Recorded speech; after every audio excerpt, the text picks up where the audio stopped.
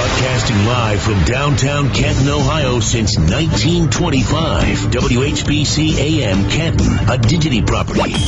1, 2, 3, 4. Now, we will begin. Now back to Pam and Gary on News Talk 1480 WHBC. News Talk 1480 WHBC. Do you suffer from computer vision syndrome? I don't know. Sometimes I feel like I do. This is digital eye strain, basically, is what we're talking about here. Sometimes I don't know if it's just I need a new prescription in my contacts or I'm really having some problems. So let's bring in optometrist Dr. Albert Pang on our news line this morning and get some good information about how we can determine what's going on. Good morning, Dr. Pang.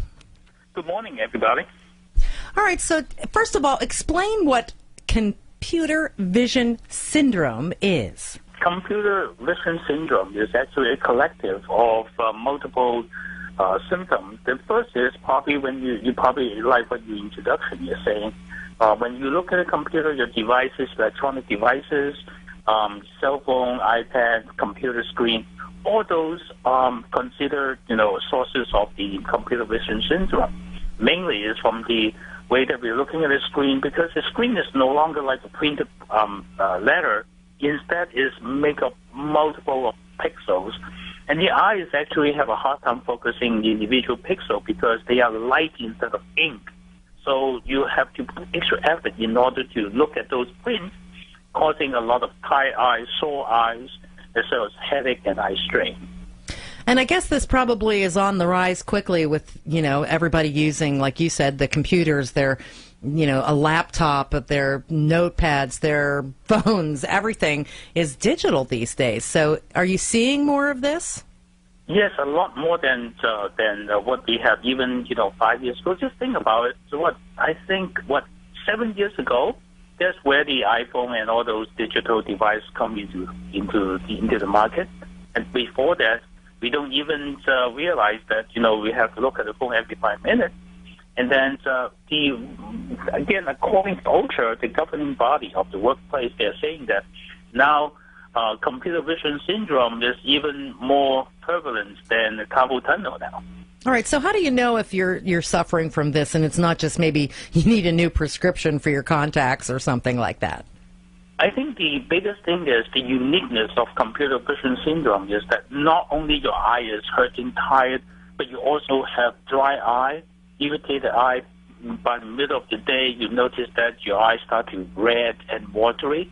And not only that, your vision start to come in and out, slow in focusing after you work on a computer for maybe half a day or so. And those are all collective symptoms of CVS. All right, and so how is this diagnosed, and then what kind of treatment is given for folks? Now, very important is the simple thing that you can do is every 20 minutes, take a break of 20 seconds, look at something far away, like 20 feet away. And so these are what we call the 20-20-20s, the methods. That is, every 20 minutes, take a break. And then also, if you're able to, during the middle of the day or maybe 3 or 4 times a day, try to just, close your eye and force yourself to blink 9 times. Again, I'm talking about forced blink so that you're able to naturally let your eye to secrete the tear. It's proven that by doing that, you don't have to use any of the artificial lubrications or artificial tear. And then lastly, of course, they do have lenses that you're able to put on to help you to focus on the screen, ease your eye strain so you don't have to suffer from all the unnecessary pain. Now, is this something that can cause permanent damage? Yes and no, because the interesting thing about that is the strain itself won't hurt your eye.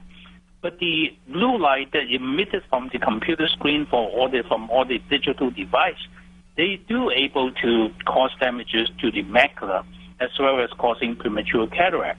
Blue light is considered one of those high-energy visible light. They were able to penetrate your cornea, affect your lenses as well as your macula. All right, well, a lot of good tips, and I'm going to just blink my eyes and say goodbye. Dr. Yes. Albert Pang, thank you so much.